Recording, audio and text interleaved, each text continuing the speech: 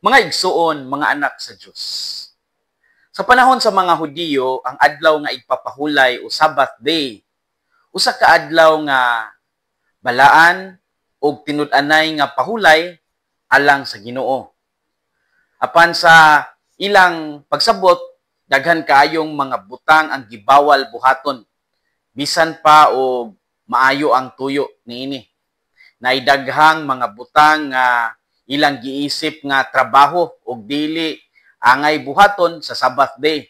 Sama sa pagluto, paglimpyo o paglabay sa hugaw, pagpananom, pagpanahi, magdala og bugat ng mga butang, pagpanambal o pag-ayo sa mga masakiton, pagpaninda o pagnegosyo. Sa ilang kahugot sa pagsunod sa balaod, bisan ang pagbuhat o maayo nahimong sala alang sa ilang pananaw. Mao kini ang konteksto sa ebanghelyo nato karon. Si Jesus nakakita og babae nga nag-antos sa sala sulod sa 18 ka tuig. Nagkurog og nakayuko na. Apan gibawalan siya sa mga tigdumala sa sinagoga nga ayuhon ang babae tungod kay adlaw man sa igpapahulay. Tungod niini gipahinumduman sila ni Jesus nga ang buhat sa kaluoy dili managbangi sa balaod kundi tinuod nga katumanan niini. Unsa may atong makutlo karong adlaw? Unang punto, walay bili ang atong mga rituales kung walay mga buhat sa kaluoy.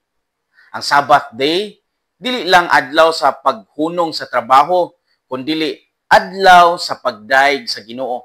Ug unsa may labing matahom nga paagi sa pagdaig, dili ba mauman ang pagbuhat ug maayo? Ang problema sa mga Pariseo maong nga nahigugma sila sa porma-porma ra, ritual-ritual ra, apan kulang sa buhat human sa mga rituales. Ilang gibutang ang ritual ibabaw sa relasyon ug ang pagsunod ibabaw sa gugma. Sa atong kinabuhi, daghan usab nato ang nahimong mga moderno nga mga Pariseo. Usahay maghuna-huna kita nga ang atong mga buhat sa simbahan makaluwas kanato apan kung kulang sa gugma og kaluoy, walay bili in town kini. Ang Dios dili lang nanginahanglan og present nga attendance sa misa, nanginahanglan siya og mga kasing-kasing nga buhi nga mutabang sa uban. Ang tinuod nga Sabbath mao ang panahon nga ang kasing-kasing makapahuway sa kasina, kalagot o pagpanghusga. Kung wala ang buhat sa kaluoy, bisan unsa pa ka relihiyoso, mahimong walay kinabuhi ang atong pagkabinunyagan. Kung mutabang ta sa uban, kita mismo nahimong kamot ug kasing-kasing sa Dios sa kalibutan. Walay bili atong mga rituales kung walay mga buhat sa kaluoy. Ikaduhang punto, ligdong nga tawo kaysa tulid nga balaod mao'y gusto sa Ginoo. Ang ikaduhang punto mao nga si Jesus miabot aron dili lang pagtulid sa balaod apan aron magtulid sa tawo. Ang babae nga nagtakubo sulod na sa 18 ka tuig usa ka hulagway sa katawhan nga gihimong buktot na sa kasal-anan ug kapaitan. Sa dihang giayo siya ni Jesus, dili lang ang iyang likod ang naayo, dili lang iyang likod ang natulid kundi usab ang iyang kasing-kasing ug pagtuo. Ang mga Pariseo sa ilang panghuna-huna, ang balaod labaw sa tawo, apan ang Dios nagpadala sa iyang anak aron ipakita nga ang balaod walay pulos kung dili kini maghatag og kinabuhi. Giingon sa kasulatan, for the letter kills but the spirit gives life. 2 Corinthians 3:6. Kay ang litra magdala sa kamatayon apan ang espiritu maghatag og kinabuhi. Usahay sa atong kinabuhi sama ta sa mga Pariseo nga nagdili sa kaugalingong nga mutabang tungod sa kahadlok o umasayop o masaway. Ang Ginoo nag-awhag nato nga ang kaluoy dili kinahanglang hulaton. Ang pagtabang dili kinahanglan dugay-dugayon. Sa matag higayon nga makakita ta og tawo nga nanginahanglan, mauna ang atong Sabbath moment. Panahon sa paglihok alang sa Ginoo. Ang kalipay ni Kristo makita diya sa mga tawo nga makabarog balik ug makadayeg pag-usab. Ang tinuod nga pagsunod sa balaod mao ang pagbuhat sa hustisya ug gugma.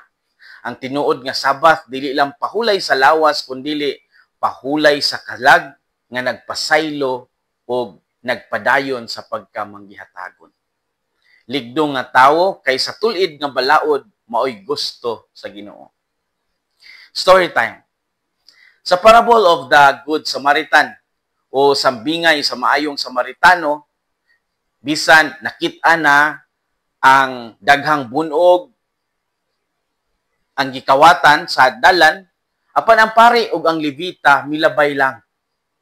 Ngano man, ang pipila ka mga scholar nag-ingon nga nahadlok sila nga makaduol sa patay o baka makagunit og dugo.